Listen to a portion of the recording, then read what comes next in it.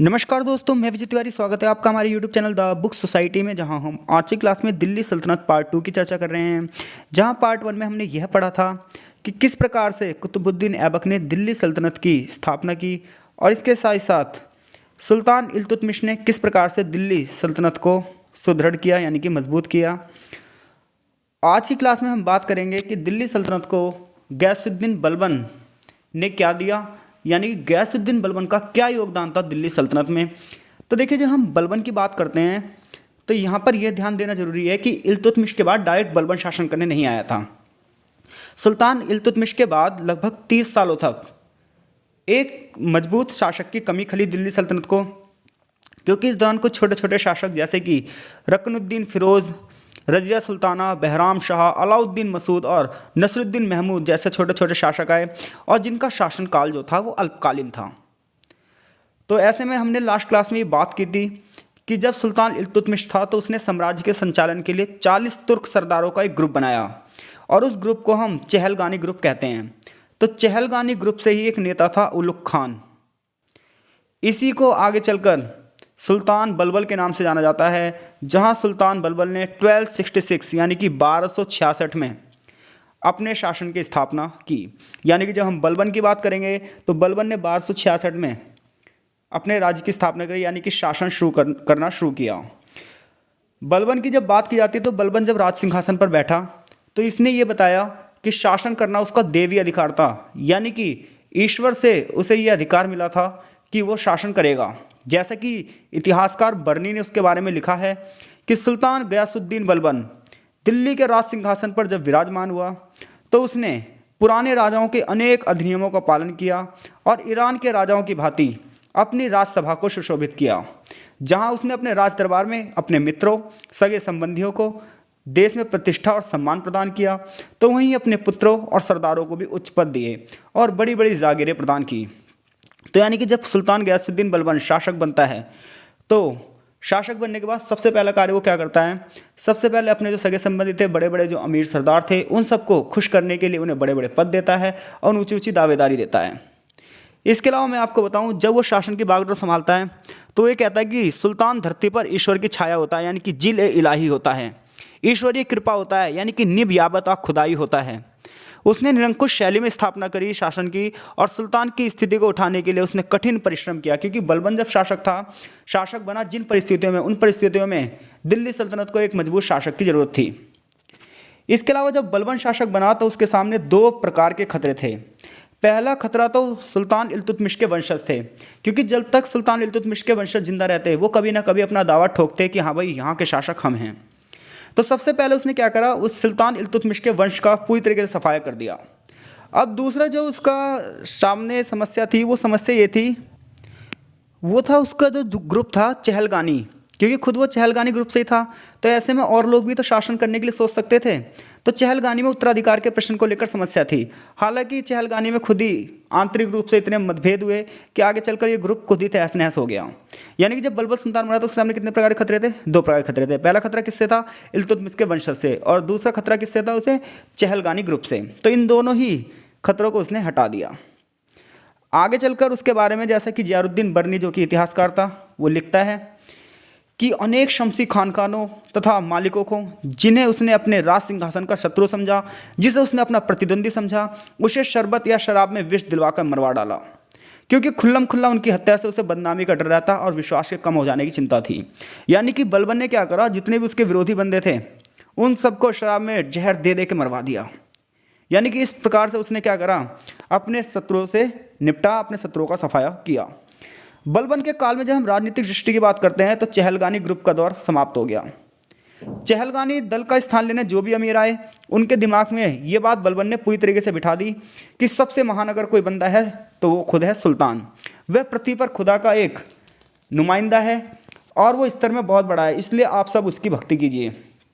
इसके साथ साथ इसी वजह से कोई भी तुर्क सरदार उसके सामने नहीं आया। राजत्व का देवीय सिद्धांत उसने इसलिए लाया ताकि वो अमीरों को अपने बस में रखे, क्योंकि जब जनता बस में ना आए तो आप धर्म का सहारा ले सकते हैं। बिल्कुल यही हुआ उस समय। उसने पाखंड का सहारा लिया। उसने दरबार में किसी को भी ठट्टा मारकर हंसने की हिम्मत नहीं होती थी, यानी कि उसके दरबार में कोई इशारेबाजी नहीं कर सकता था। उसके दरबार में कोई भी मजाक मस्ती में हंस नहीं सकता था। उसने बहुत कड़े नियम बनाए, उन्हें अनुशासन में रखा। उसने एक नई रस्म को अदा करा, सजदा, पायबॉस। पायबॉस का मतलब होता है पैरों को चूमना, सिजदा का मतलब होता है ज़मीन पर माथे को रखना, जैसे कि नमाज में सिजदा करते हैं। ये सब उसने अपने राज दरबार में अनिवार्य कर दिया। जैसा कि इतिहासकार बर्नी ने लिखा है कि सुल्तान बलबन ने अपने 20 साल के शासनकाल में बादशाह की प्रतिष्ठा को ध्यान में रखा, बादशाह के ऐश्वर्य, वैभव और सम्मान की इस प्रकार से रक्षा की कि इससे अधिक कोई और कर ही नहीं सकता था।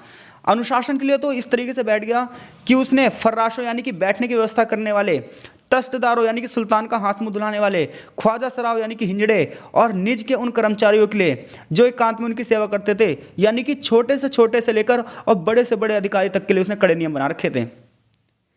जैसा कि बर्नी ने यह भी कहा कि उससे अपने जानने वाले और न दूसरों के सामने कोई ऐसा कार्य या कोई ऐसी बातचीत की जिसके कारण बादशाही के सम्मान को किसी प्रकार का धक्का पहुंचे। यानी कि उसने अपनी एक रेपुटेशन इस हिसाब से बना रखी थी कि कोई भी व्यक्ति ये नहीं सोच सकता था कि ये कोई हल्का इंसान है। यानी कि बलबन ने सिर्फ तलवार की नोक पर ही शासन नहीं किया, बल्कि उसने अनुशासन के दम पर भी शासन किया। और इस सब का सिर्फ मुद्दा ये था ताकि हर एक बंदे के मन में आतंक बैठ जाए और वो भयभीत होकर बलबन की सत्ता को स्वीकार लें।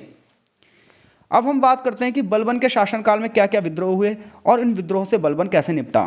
लेक्चर समझ में आ रहा है तो ज़रूर कमेंट बॉक्स में अपनी राय दीजिए और वीडियो को ज़रूर लाइक करें और अपने ग्रुप में ज़रूर शेयर करें।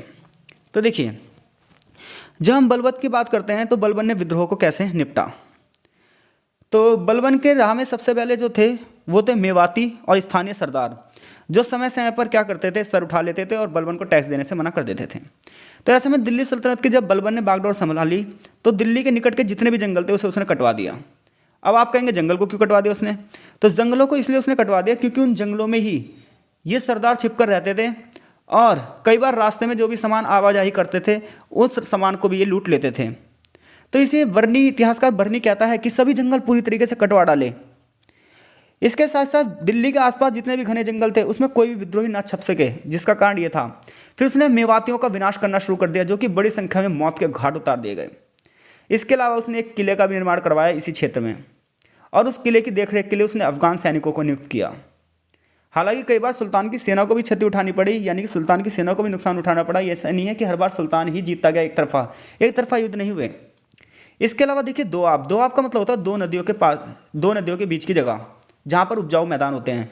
तो गंगा यमुना के दोआब के विद्रोही भी बलबन के आतंक से नहीं उठ पाए, यानी कि जिन्होंने विद्रोह किया उन सब विद्रोहियों का उसने सफाया कर दिया। उसने अपने बड़े अमीरों को आदेश दिया कि बड़ी बड़ी सेनाएं जाइए और सबसे पहले विद्रोहियों को मार गिराइए। जिन जंगलों में विद्रोही छुपे थे वो सारी जंगलों में आग लगा दी गई, उन जंगलों को काट दिया गया, विद्रोह करने वालों को छिन्न भिन्न कर दिया गया और सारी प्रजा को राजभक्त बना दिया गया।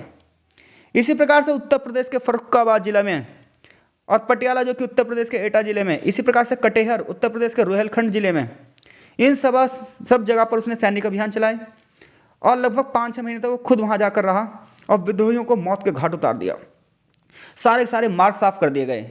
नतीजा ये हुआ, पहले जो बंजारे इन क्षेत्रों में नहीं आ पाते थे जंगल के इन बदमाशों के डर से, अब वो सारे बंजारे और व्यापारी आने लगे और ये सारे क्षेत्र उसने अपने अधीन कर लिए, जिसकी वजह से दास, पशु और मवेशी सस्ते हो गए। तो इस वजह से ये जंगलों को साफ करना बहुत ज़्यादा ज़रूरी था। कटेहर की बात करें तो कटेहर में जब वो सैनिक कार्रवाई करता है तो खुद जाता है वहाँ पर। इस अभियान में 5000 धनुर्धारी सैनिक उसके साथ थे, यानी कि धनुष लेकर। जैसा कि इतिहासकार बर्नी ने विवरण किया, इतिहासकार बर्नी कहता है कि वह कुछ दिनों तक कटेहर में ठहर गया और भीषण संहार करता रहा, यहाँ तक कि कटेहर के विद्रोहियों के रक्त की नदी उसने जमीन पर बहा दी। यानी कि बलबन ने इस तरीके से मारा। देखिए, बलबन की इसी वजह से उसे लौह और रक्त की नीति का वो कहा जाता है मसीहा। प्रत्येक गांव, जंगल, खेत के सामने लाशें ही लाशों के ढेर लगा दिए गए। कटेहर के सभी गांवों को सेना ने लूट कर तहस नहस कर दिया। लूट मार के अधिक से ही सुल्तान सेना भी धनी बन गई। बदायूं के निवासी भी मालामाल हो गए। कुल्हाड़े चलाने वाले और सैनिकों ने घने जंगलों के मार्गों को कुल्हाड़ों से काट काट कर साफ किया। बदायूं हो, चाहे अमरोहा हो, चाहे संभल हो, हर क्षेत्रों को उपद्रवियों से सुरक्षित कर दिया गया। सुल्तान बलबन ने उन सभी उपद्रवियों को जितनी जड़ें पकड़ ली थी उन सबका पूरी तरीके से विनाश कर दिया। तो यानी कि बलबन की जब हम बात करते हैं तो बलबन का विद्रोहियों से निपटने का एक ही तरीका था और वो तरीका था मौत के घाट उतार दो। इसके बाद बलबन ने क्या करा, सॉल्ट रेंज की ओर ध्यान दिया, यानी कि जूद पर्वत की ओर ध्यान दिया, जहां भी उसे सफलता मिली। पहाड़ियों की सेना में असंख्य घोड़े प्राप्त मिले उसे। लूट के घोड़ों की अधिकता से सेना में जो घोड़े की समस्या थी वो भी दूर हो गई। अब घोड़े का मूल्य भी सस्ता हो गया, 30-40 टंके तक पहुंच गया। इसके साथ साथ राज्य में किसी प्रकार का विद्रोह ना हो, दंगे फसाद ना हो, इसलिए उसने बड़े बड़े सरदारों की शक्तियों को तहस नहस कर दिया, विद्रोहियों की शक्तियों को तहस नहस कर दिया और दिल्ली सल्तनत में अपनी प्रभुसत्ता को बढ़ा दिया। लेकिन अब उसके सामने एक नया संकट था, मंगोलों का संकट। अब मंगोलों के संकट से कैसे वो समझेगा, क्योंकि दिल्ली सल्तनत के प्रति मंगोलों ने क्या करा, लूटमार की नीति अपनाई। जब मंगोलों का शासक चगताई बना तो चगताई शाखा ने दिल्ली सल्तनत के प्रति लूटमार की नीति अपनाई, यानी कि वो आक्रमण करते थे और आक्रमण करने के बाद क्या करते थे, सामान लूट कर ले जाते थे। बलबन को लगता था कि उसके जो बड़े बड़े सरदार हैं, बड़े बड़े सेनापति हैं, वो इस विद्रोह को दबा देंगे, तो इसीलिए वो दिल्ली छोड़कर नहीं गया। उसके लिए उसने ये था क्योंकि वो मंगोल को पूरी तरीके से निस्तानाबूद यानी कि हरा देना चाहता था। तो ऐसे में उसका एक अधिकारी था अमीन खान, उसे उसने आदेश दिया कि वो अपनी सेना लेकर बंगाल जाए और बंगाल में जाकर तुर्गिल के विद्रोह को खत्म कर दे। लेकिन तुर्गिल के हाथों वो हार गया, कौन, अमीन खान। अब ऐसे में जब बलबन का भेजा हुआ बंदा हार गया तो ये तो बलबन की इज्जत के लिए बड़ी धक्के की बात थी। तो ऐसे में बलबन क्या करता है, खुद ही जाता है और जाके वहाँ की सैनिकों का पीछा करते करते करते करते उस शासक का सिर काट कर ये ले आता है, यानी कि इस प्रकार से बंगाल के विद्रोह को भी वो खत्म कर देता है। आगे चैप्टर में बलबन की मंगोलों के प्रति नीति बताई गई है। तो मंगोल समस्या को बलबन ने बहुत गंभीरता से लिया।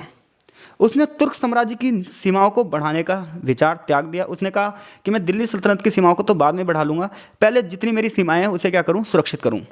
तो मंगोलों के हमले से निपटने के लिए उसने क्या करे, सैनिक क्षेत्रों में कार्य करे। उसने सेना पर बहुत ज़्यादा ध्यान दिया, जितने भी उसके पुराने किले थे उसकी मरम्मत करवाई। इतना ही नहीं, उसने नए नए किलों का भी निर्माण करवाया ताकि जब मंगोल हमला करें तो उस हमले का पूरी बहादुरी से जवाब दिया जा सके। इसके अलावा उसने चुस्त सिपाही क्या करे, नियुक्त कर दिए।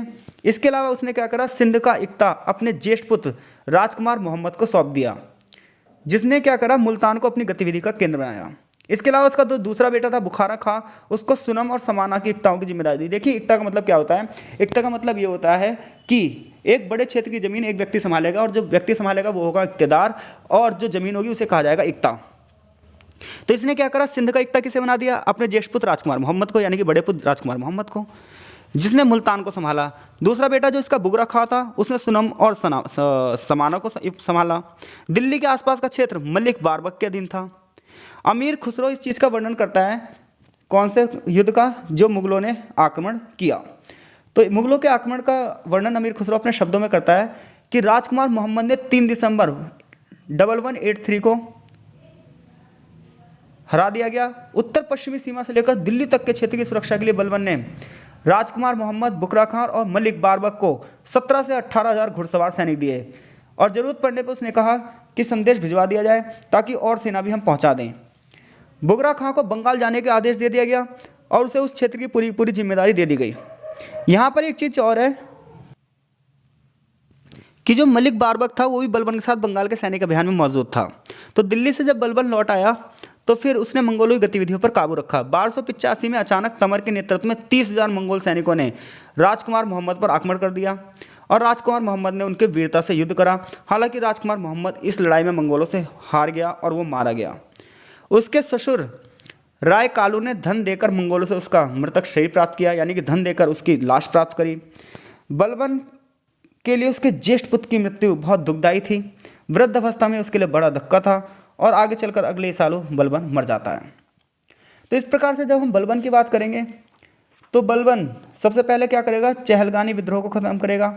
इसके साथ साथ और जो अन्य विद्रोह होंगे उनसे निपटेगा और मंगोलों से लड़ते हुए जब उसका बेटा मर जाएगा तो वो भी युद्ध की नीति को समझते समझते सोच में डूबते डूबते मर जाएगा अपने पुत्र की याद में। आगे चैप्टर में हमें खिलजी वंश के बारे में बताया गया है, जहां हम जलालुद्दीन खिलजी की बात नेक्स्ट पार्ट में करेंगे। अगला पार्ट बहुत ही महत्वपूर्ण होगा, जहां हम जलालुद्दीन खिलजी और 100% पेपर में क्वेश्चन जो आता है अलाउद्दीन खिलजी के आर्थिक सुधारों की बात करेंगे। तो तब तक के लिए आपका बहुत बहुत धन्यवाद। मिलते हैं आपसे नेक्स्ट पार्ट की वीडियो में।